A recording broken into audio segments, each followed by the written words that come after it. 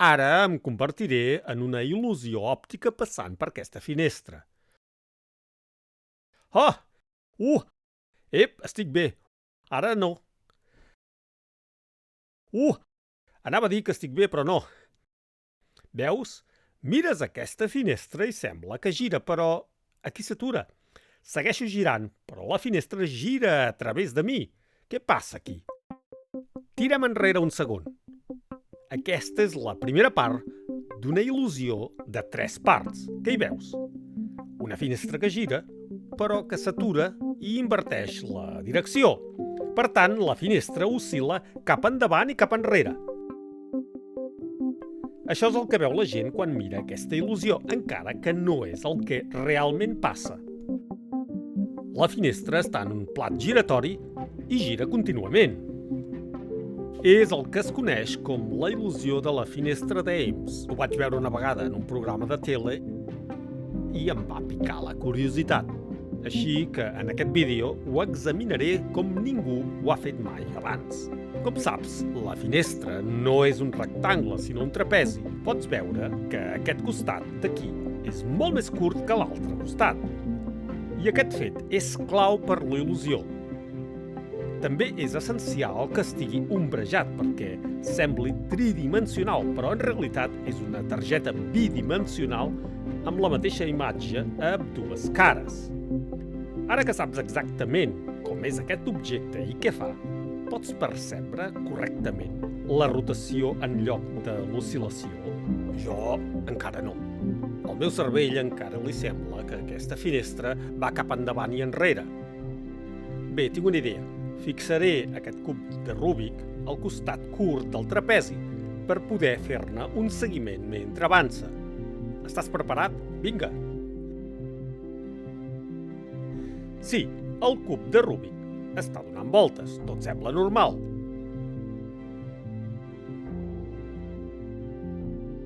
Però i ara? Què és això? Sembla que el cub de Rubik continua donant voltes, però la finestra oscil·la endavant i enrere. Guaita, el cub de Rubik al darrere. Ni tan sols sé què passa.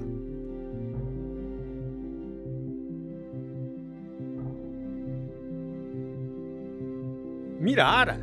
Sembla que el cub de Rubik llisca per si sol davant de la il·lusió. Què està passant? Nova estratègia. Trauré el cub de Rubik i posaré un regle just pel mig de la finestra. Així no ens podrem deixar enganyar per la il·lusió, oi? Som-hi! D'acord. El regle està girant. Però alerta!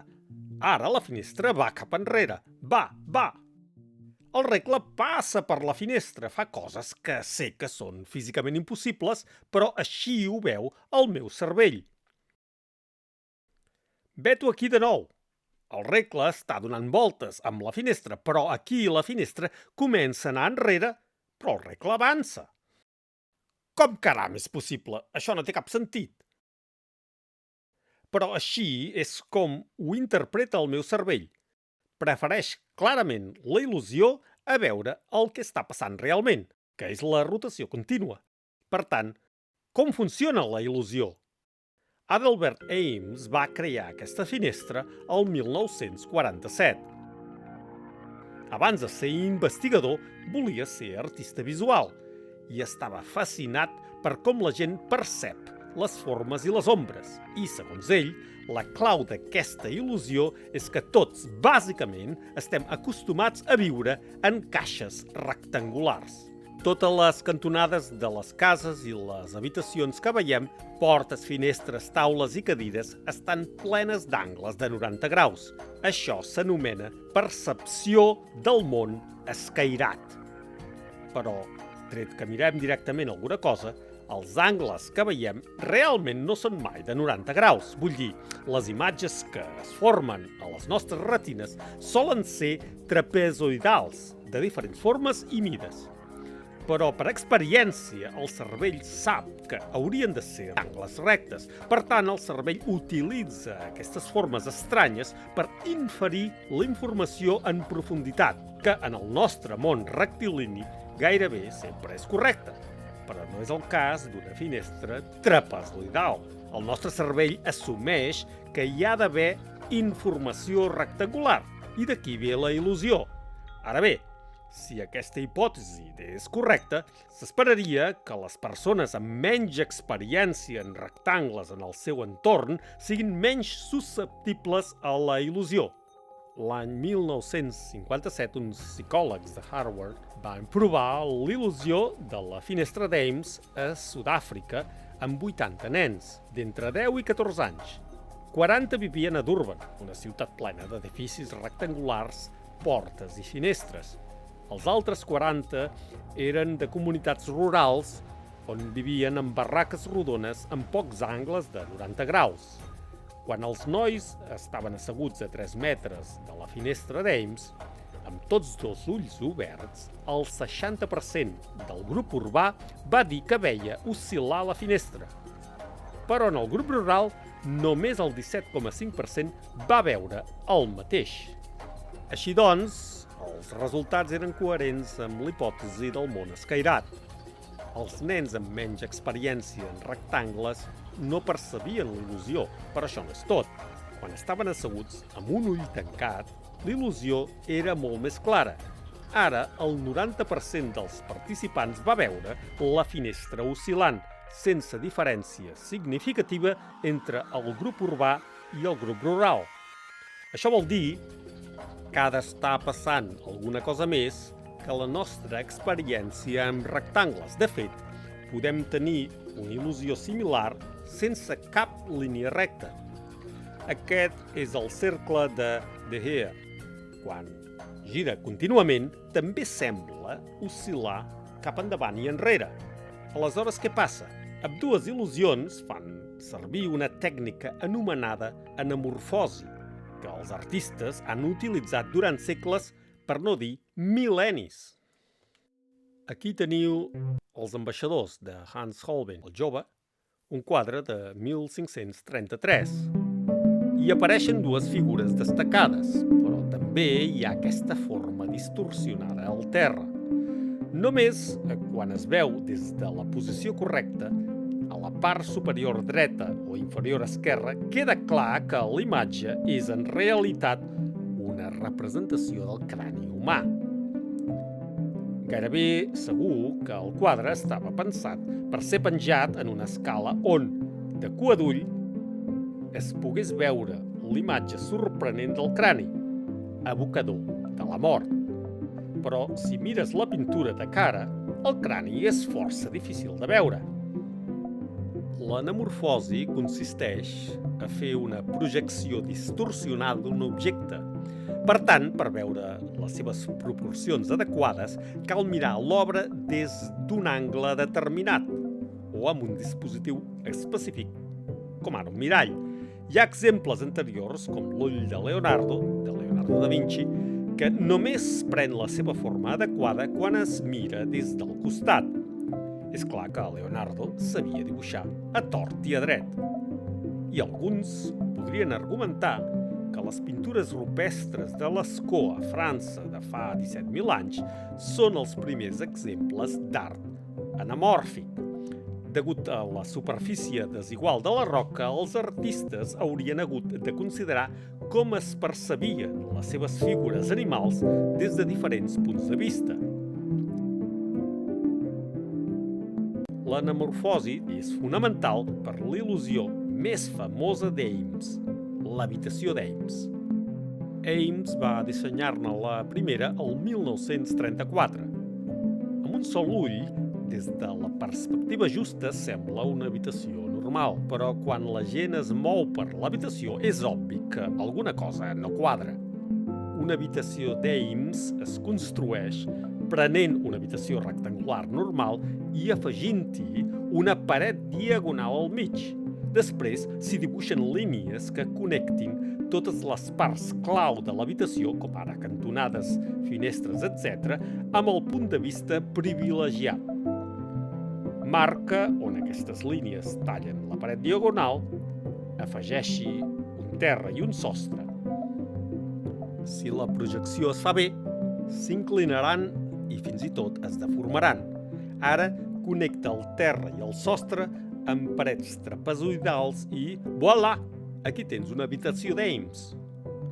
Ames es va adonar que hi ha un nombre infinit de geometries diferents d'habitacions distorsionades que, vistes des de la posició privilegiada, creen imatges pràcticament idèntiques a una habitació normal. Per tant, les nostres percepcions no representen de manera fefaent la realitat externa, sinó que s'enfronten constantment a l'ambigüitat i el nostre cervell ha de decidir quina de les infinites possibilitats veiem realment. Quina d'aquestes màscares sobresurt cap a la càmera i quina és una impressió? Només a través del moviment és evident quina és quina. Inconscientment estem en sintonia amb indicis visuals que indiquen a quina distància es troba alguna cosa. Els objectes més propers solen ser més grans i brillants i oculten els de darrere. Podem jugar amb aquestes qualitats per crear situacions que desafiïn les nostres expectatives. Ara m'he encaparrat en fer funcionar la finestra d'Ames. Mira quantes finestres d'Ames diferents he fet. Les vaig fer petites al principi i després cada vegada més grans. Abans hi havia aquí una bola de discoteca en aquesta habitació. Mai vaig pensar que seria útil. Vaig demanar-me què he de fer per ser com el regle que passa a través de la finestra d'Ames. Per descomptat, calia una finestra molt més gran. Així hem passat les festes, com si visquéssim en un museu d'art estrany i surrealista. Havia de fer 2 metres i escaig pel costat més llarg, fusta contraxapada, 6 peces encolades i cargolades. Un dels reptes és fer-la molt prima, perquè hauria de ser bidimensional. Així que hem hagut de bisellar aquestes vores. Després, retorçar aquests cables metàl·lics que la pengen del sostre i després saltar a la finestra i deixar que la cosa es descargoli. Oh! Comparteixo algunes de les millors fotografies que he pogut aconseguir. Què me'n dius?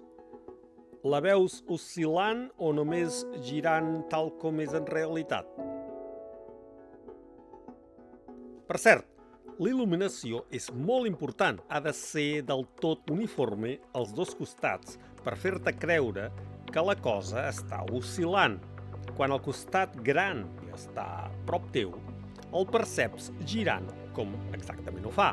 Però quan el costat gran es mou endarrere, en el nostre camp de visió, encara resulta més gran que el costat petit.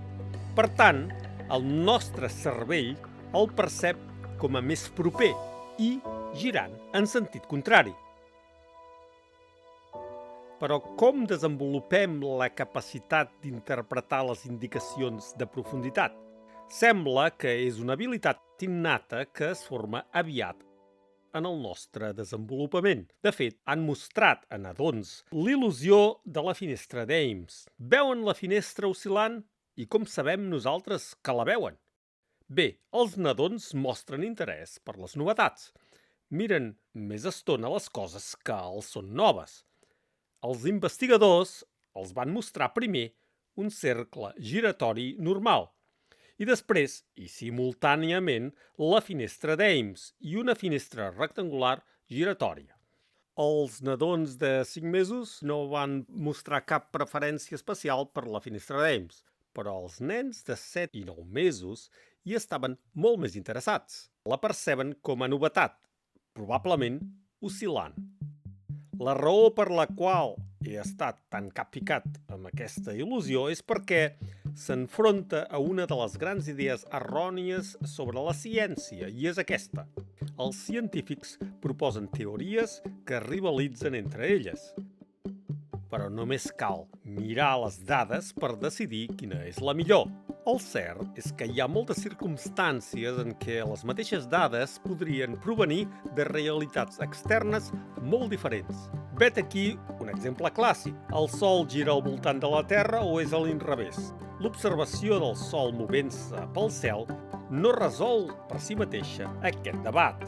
O, per utilitzar exemples més moderns, en una medició quàntica, la funció d'ona col·lapsa o ramifica l'univers. La velocitat de la llum és realment la mateixa en totes direccions o és diferent i només es veu la velocitat d'anada i tornada? De moment, les dades no discriminen entre aquestes teories i crec que podem entendre-ho més enllà de la ciència i que potser les il·lusions d'Ames són una bona metàfora de la vida. Tenim la sensació de poder percebre directament la realitat externa com una persona que mira una habitació d'Ames, però el cert és que hi ha una infinitat de geometries diferents que semblen iguals. Ara mateix molta gent rep la mateixa informació fonamental, però arriba a conclusions ben diferents sobre l'estat de la realitat. Per tant, és important recordar que una cosa tan senzilla com una petita imatge giratòria pot enganyar el nostre cervell d'una manera força espectacular. És clar que haurien d'apropar-nos al món i a les nostres conclusions sobre ell amb una mica més d'humilitat i una mica menys de certesa.